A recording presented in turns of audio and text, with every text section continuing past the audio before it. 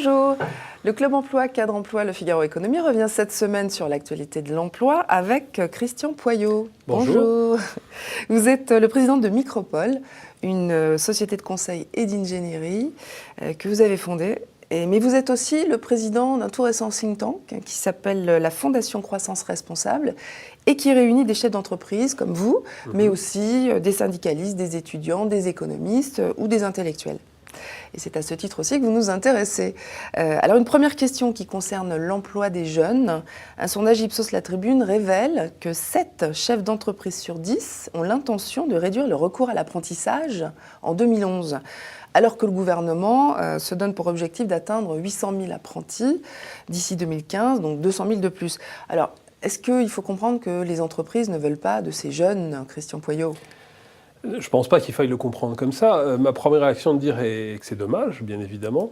Un peu surpris d'ailleurs des résultats du sondage, parce que je pense que les entrepreneurs disent très souvent effectivement que c'est difficile pour les premiers employés, si j'ose dire, de bien leur expliquer ce qu'est l'entreprise. Donc à partir du moment où on fait de l'apprentissage en alternance, ça permet de mieux se comprendre de part et d'autre, que les jeunes comprennent mieux le monde de l'entreprise et pour l'entreprise de mieux expliquer comment ça fonctionne, etc.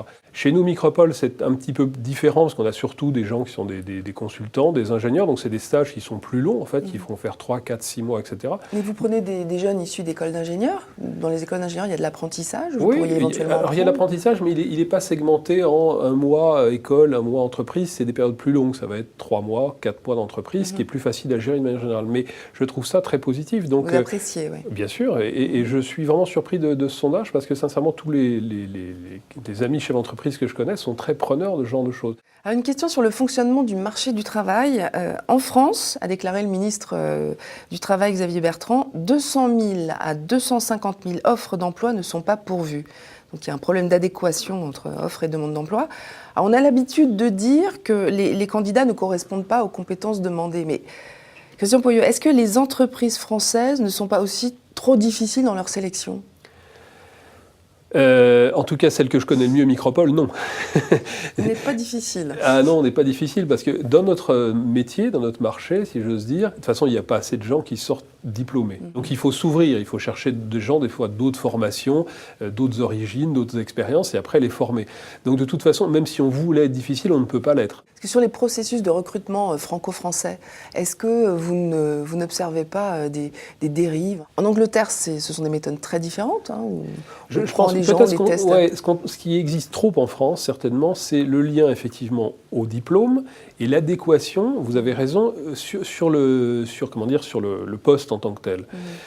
Je pense que dans les entreprises peut-être plus récentes, plus ouvertes, sur des marchés plus dynamiques, ça semble bateau de dire ça, mais nous, c'est vrai qu'on cherche plus des gens qui ont l'esprit de service et qui sont prêts à apprendre en tant que tel. Dans le sens où, de toute façon, on ne peut pas trouver suffisamment de collaborateurs qui ont les compétences requises. Vous le savez comment qu'ils ont cet je esprit vais de vous dire service. une seule chose. À la fin de l'entretien d'évaluation, il y a une question, c'est est-ce que vous avez envie de travailler avec cette personne ?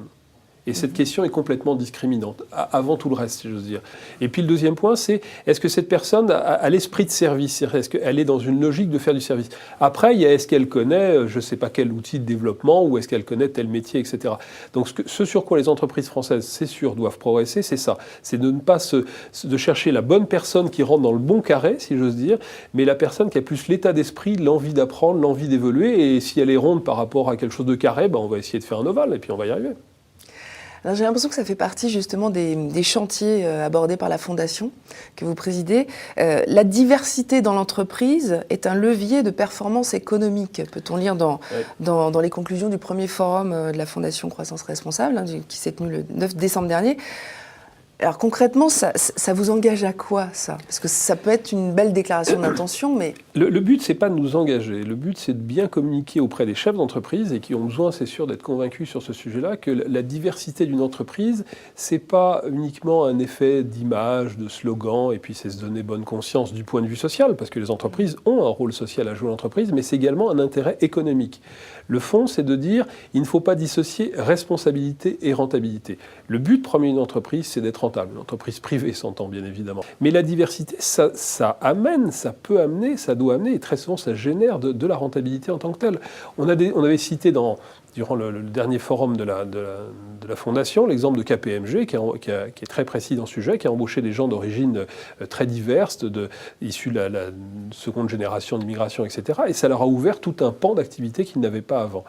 En ce qui concerne Micropole, nous, on a 19 ou 20 nationalités. Et c'est très enrichissant du point de vue culturel. Vous avez des femmes aussi chez Micropole? Pas suffisamment. Voilà. On en a, mais pas suffisamment. Non, je dis ça parce que notre directrice des ressources humaines, Nathalie Chou, est une femme, mais là-dessus, on n'est pas bon. On a à peu près 20% de femmes. Ouais. Et des personnes handicapées, pour bien compléter le tableau de la diversité? Pas beaucoup, quelques-unes, pas beaucoup. C'est vrai c'est certes peut-être une fausse excuse, très souvent, nos collaborateurs doivent se déplacer chez les clients assez fréquemment. Et c'est vrai que là, c'est pas très simple. On imagine quelqu'un, alors je prends le cas extrême, parce que les handicapés, c'est pas uniquement les gens qui sont en fauteuil roulant, il ne faut pas caricaturer. C'est une minorité. Donc pour ces gens-là, c'est un petit peu plus compliqué. On en a, mais Micropole est une entreprise perfectible, mais qui s'améliore tous les jours. C'est vrai que sur ce sujet, on doit progresser. Mais ce dont on est intimement convaincu, par contre, c'est que c'est un facteur pas uniquement de social, mais uniquement de rentabilité. Il faut bien que les chefs d'entreprise françaises comprennent ce point-là.